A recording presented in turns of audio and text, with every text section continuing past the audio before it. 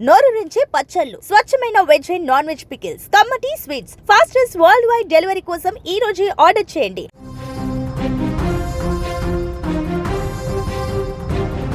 రైతు సోదరులకు అదిరిపోయే శుభవార్త వచ్చేసింది. ఎప్పుడెప్పుడా అని ఎదురు చూస్తున్న పీఎం కిసాన్ నిధుల విడుదలపై క్లారిటీ వచ్చేసింది. దేశవ్యాప్తంగా కోట్లాది మంది రైతుల బ్యాంక్ ఖాతాల్లో త్వరలోనే డబ్బులు పడిపోనున్నాయి. సాగు పెట్టుబడి కోసం కేంద్రం అందించే ఈ సాయం అన్నదాతల చేతికి అందే సమయం ఆసన్నమైంది. ఇన్నాళ్ల నిరీక్షణకు తెరదించుతూ 22వ విడత నిధుల పంపిణీకి రంగం సిద్ధమైంది.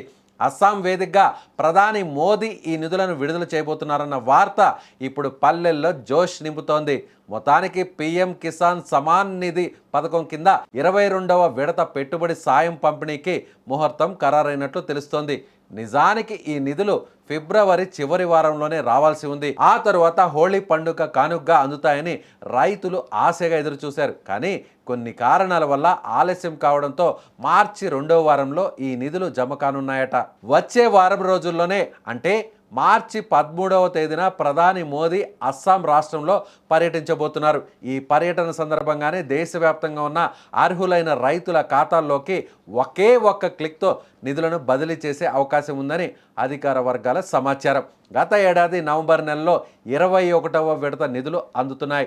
ఇప్పుడు దాదాపు 4 నెలల తర్వాత 22వ విడత కింద 2,000 రూపాయల చొప్పున రైతుల అకౌంట్లో జమ కానున్నాయి.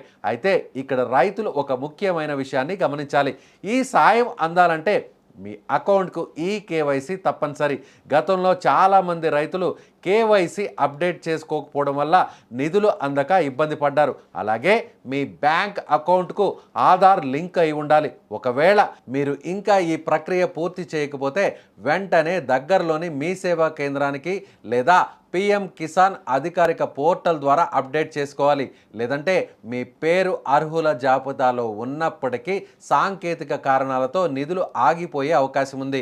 కేంద్రం నుంచి అధికారిక ప్రకటన వెలువడక ముందే రైతులు తమ స్టేటస్ను సరిచూసుకోవడం మంచిది.